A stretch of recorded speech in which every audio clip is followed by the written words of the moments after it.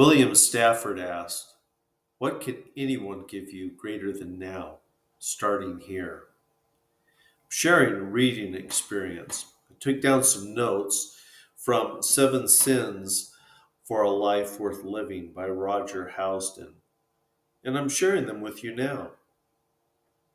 I hope you'll listen and receive something worthwhile from this. Remember, these are just my notes, not necessarily a report of what the book is about, and might not even be the words or the thoughts of the author. Rather, these notes are what I gleaned or thought about while reading. These notes are what caught my interest because the ideas expanded my knowledge or made me think, reflect, or ponder in some way. This video might inspire you to read what I did. It's my hope that you will search from the best books to gain information and ideas to help you to become a better person. The more you read, the better you'll think. And the better you think, the more you'll be able to face life's challenges successfully. The first sin worth living is the pleasure of the senses. The deepest forms of pleasure are those that fill us with a sense of meaning and joy. Suffering is a great purifier, a forger of character. But why make a career out of suffering when it comes unbidden anyway? When we let down our barricades and admit we are not built to last, that moment will shine as sweetly as a moon, and we shall feast on our life. You can't be off in a stupor, drunken, drugged, overfed, or otherwise, and still thrill to the sensation of your cells dancing. The more present you are, the more you'll be awake to your experiences, and the more likely that experience will be one of genuine pleasure. Lighten up, not in some blind way that refuses to see the shadows that anyone could see if they looked at your life, but in a way that is merciful, a kinder, gentler way that will allow you to flourish in the light of your own light and warmth. Eve did the most beautiful and brave thing. She showed us the power of making up our own mind and the will of making up our own life. She chose the way of knowledge when she took that forbidden fruit. Her eyes were open to what it meant to be human. The moment she took that fruit, Eve blessed all generations to come. She showed us we could wake up and be a part of creating our own world. Take risks. Be willing to take the pain along with the joy. John Terrence said, "Everything we taste is snatched from death. Our responsibility is to taste it completely." What life wants of us in all our transitions, whatever they are, is to feel it, all of it, whatever it is, savoring, tasting, hearing, seeing. These are the gates through which the world pours in and through us. The wider we open those gates, the more fully we shall know its pleasures, unique to this embodied life, that are passing even now as we speak. And we shall come to the knowledge, not by hurrying to cram it all in, but by slowing down, so that we may glimpse the vastness of every moment, every mouthful, every sight, every sound, and every touch of hand to hand as it happens. The second sin worth living is the pleasure of being foolish. Falling in love is surely the most foolish and irresistible of all pleasures available to any human being. Love is foolish because you can never fall in love and remain unscathed. You put your head on a block and you have no idea whether you will remain in one piece. It just doesn't make sense. For even as love crowns you, it shall crucify you. We know that love burns, yet we find it almost impossible to keep our hearts out of the fire. Whichever way we look at it, falling in love is surely a fool's game. You make decisions that no sane person would ever make, even on a bad day. The pleasure of foolishness lies in large part in the absence of self consciousness, in the forgetting that comes in the moment of abandon. We may run the risk of losing face or being taken advantage of and letting the fool in us have some say. But we may also be exposing ourselves to the possibility of genuine connection with another human being, to that wisdom that comes from out of left field, synchronicity, and unlikely meetings on street corners. And you never know, we may be even opening the door to love. The third sin worth living is the pleasure of not knowing. The known is already explored territory. How interesting would it be to live in a world in which everything is known and under control? There would be no amazement, no wonder, no edge. Everything would run according to plan, and our own lives would play out like clockwork. If we knew the future, we could only live through a program which isn't quite the same as life. Take this moment, this very moment, the one in which you see this. You turn and look, and it's gone. When it comes to living, the moment we're in, that moment is the only one with genuine promise. Here it is, and it's gone before we know it. The only thing that we can do is live in it, embody it.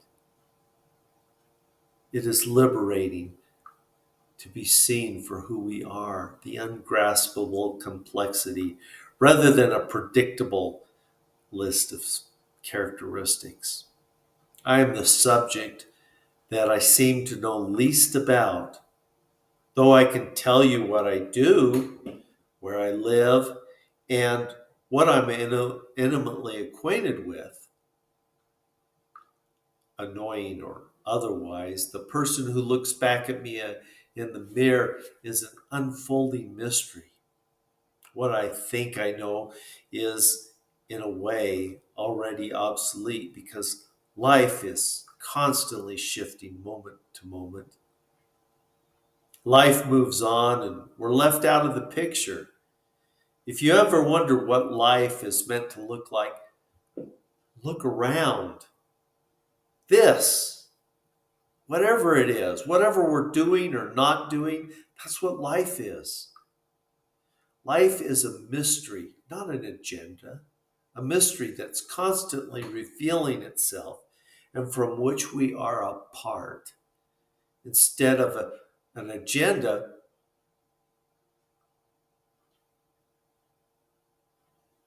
it's not an agenda we have to laboriously work through. Life, like a labyrinth, can leave you with the sensation of going nowhere. It can leave you feeling like you're out of control. It can feel good to be in control of your life, to know where you're going and achieve your goals. It can feel good because it makes you feel solid and safe.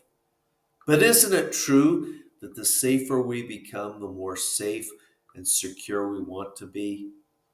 You make a million and you want to make two because you want to ensure the future.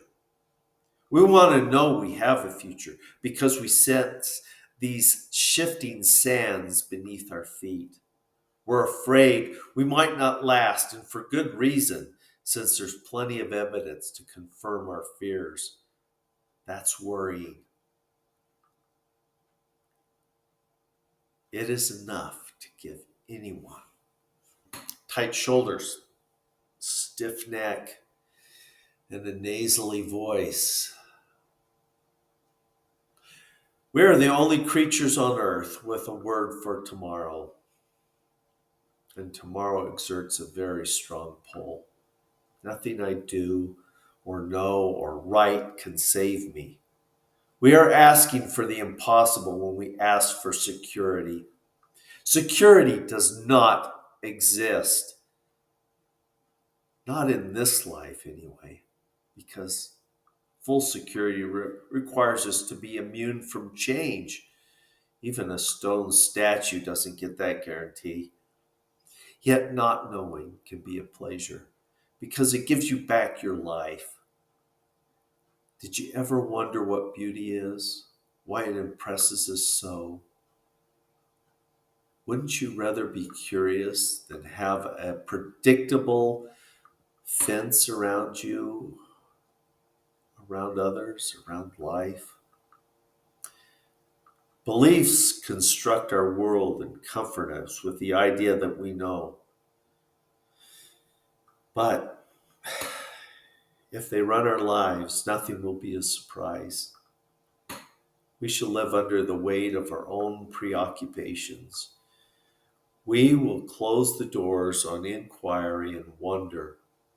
We're closing the doors on our own mind, all in the name of reducing the living mystery of life itself to an accessible formula that makes us feel safe. Beliefs used to shore us up and stave off insecurity, which prevents us from being fully alive. The truth of our situation is that we don't know what the next moment of our life will bring. Faith is a gesture of arms open wide, an invitation to revelation. The willingness to let go of what we know is an expression of faith. Faith not in that things will work out as we hope, but faith simply in life and its extraordinary intelligence that never fails to surprise. While belief holds on tightly, faith lets go. A life with faith lets go of the known and predictable and offers itself to what cannot be grasped or even understood in this wild, impossible, wonderful, full of life as it is. The fourth sin worth living is the pleasure of not being perfect. This desire for self improvement is as old as the human race. We have always felt less than perfect in one way or another, and we probably always will. While any and all strategies for self improvement have genuine benefits, none of them will fix the underlying problem because the problem is not fixable. Ultimately, working on yourself, trying to change the basic program doesn't really work because limitation and imperfection is built into our genetic code. In a results driven culture like ours, a suggestion like, don't try to be perfect, borders on heresy. We tend to assume that every problem has a solution if only we persist and use the right technology. T.S. Eliot said, the only wisdom we can hope for is to acquire the wisdom of humility. Humility brings us down to earth and lets us acknowledge our true condition, which is that we are flawed and were never meant to be otherwise. The perfection fantasy exists to shore up our illusion of having some control over a life that will never really conform to our plans. There's great pleasure in accepting that we are fine just as we are, cracks and all. We take the wrong job. We choose the wrong companion. We bet on the wrong horse. We buy when we should have sold. We have one drink too many. whatever we may or may not have done, all of it goes towards making the person who we are. Any apparent wrong turn can have a surprising and joyful consequence that we could have never foretold. The point is, we just never know. We never know where our blessings will come from or how it will turn out. If we are not willing to acknowledge mistakes, and if we insist on appearing to get it right in all that we do and seem to be, we set ourselves up to become spiritual materialists. Instead of apologizing, we can choose to enjoy ourselves just as we are, no upgrades necessary. Our spouse's imperfections come with a relationship package, just like our own. Only when we can acknowledge our own imperfections shall we be able to feel empathy and compassion for ourselves and others. We are all in this impossible, crazy life together. Wabi Sabi is the art of valuing the imperfect, the unfinished, and the faulty. Rembrandt took pleasure in painting old people. The young face, even if it is beautiful, does not have the passage and mark of life upon it. Age spots, wrinkled hands, the lines of experience. The young did not interest Rembrandt. The fifth sin worth living is the pleasure of doing nothing useful. We are beyond words because we are a mystery even to ourselves. We are in love with the notion of conscious will, and we don't like the idea that things can happen in our lives without our being there to steer the ship.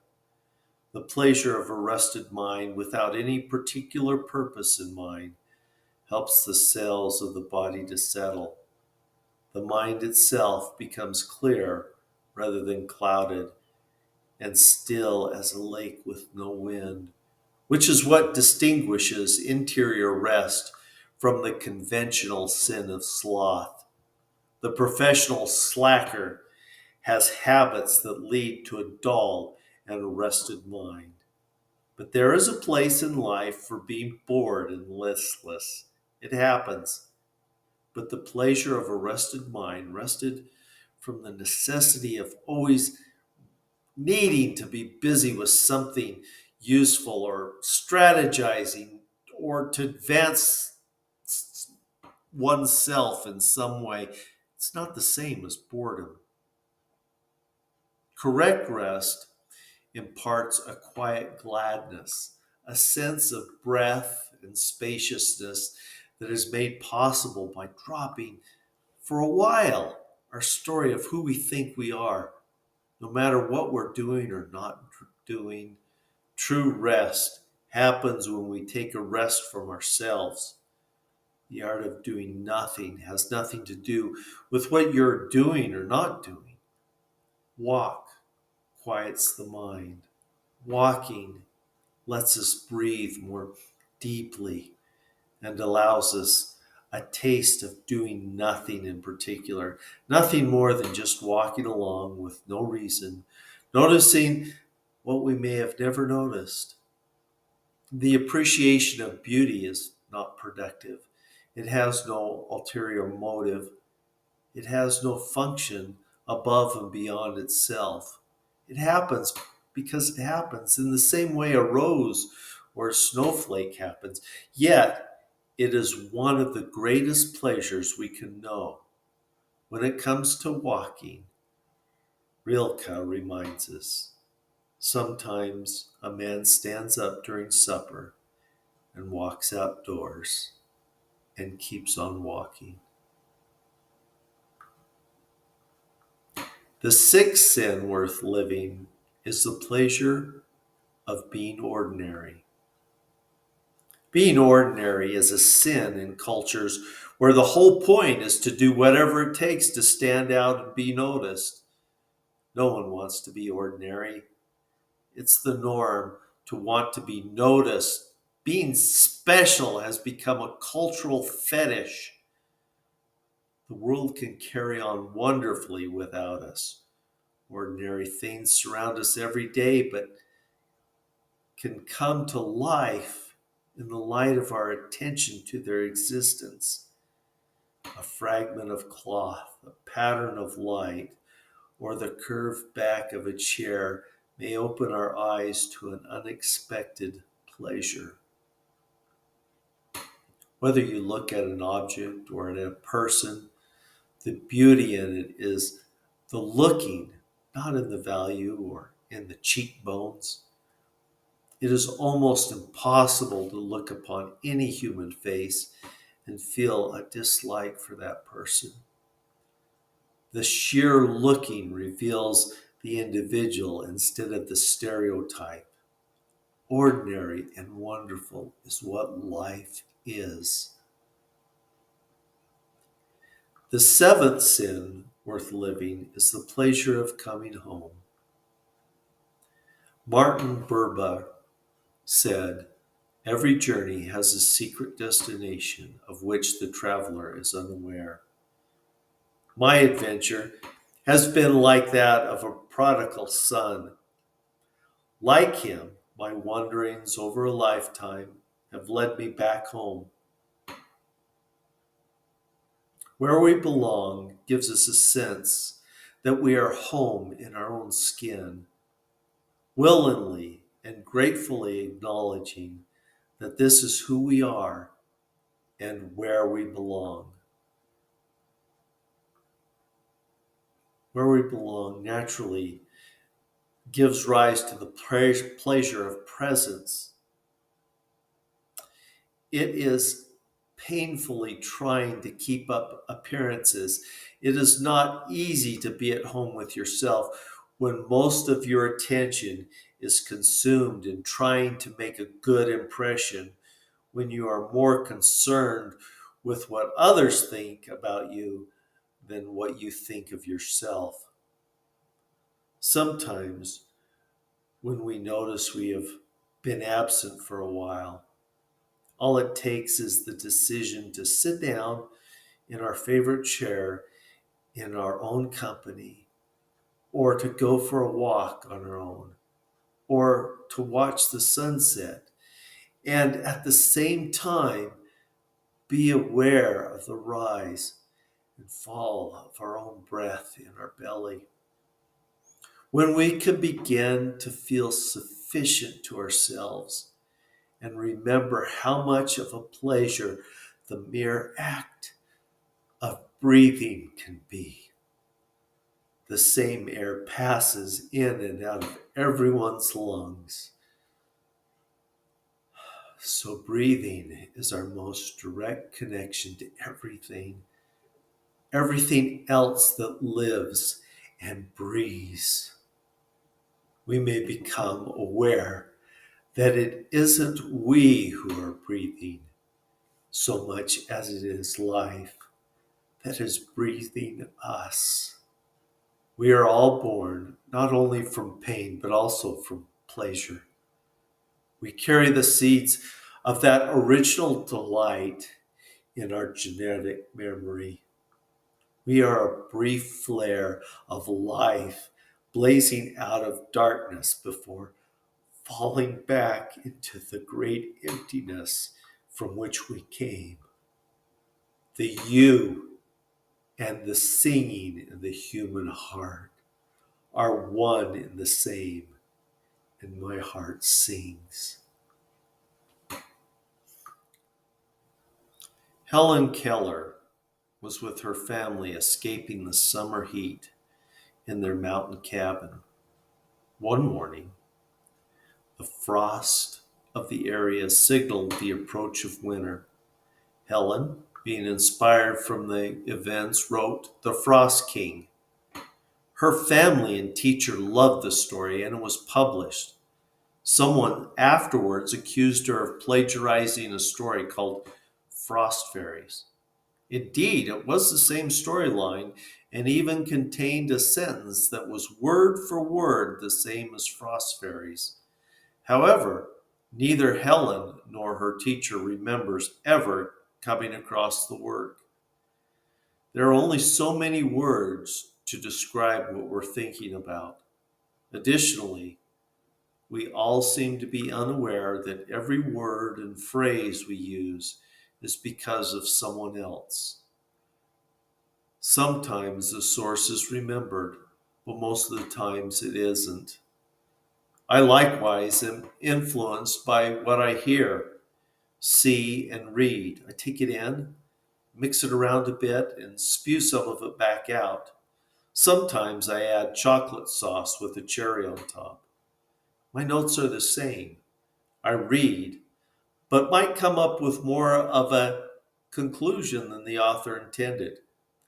It is my suggestion that if you find this material interesting, you read it for yourself to see if you focus on the same things. My bet is you will see something slightly, if not altogether, different. I wish you the best in your happy readings. Thank you for joining me. Until next time, fare thee well.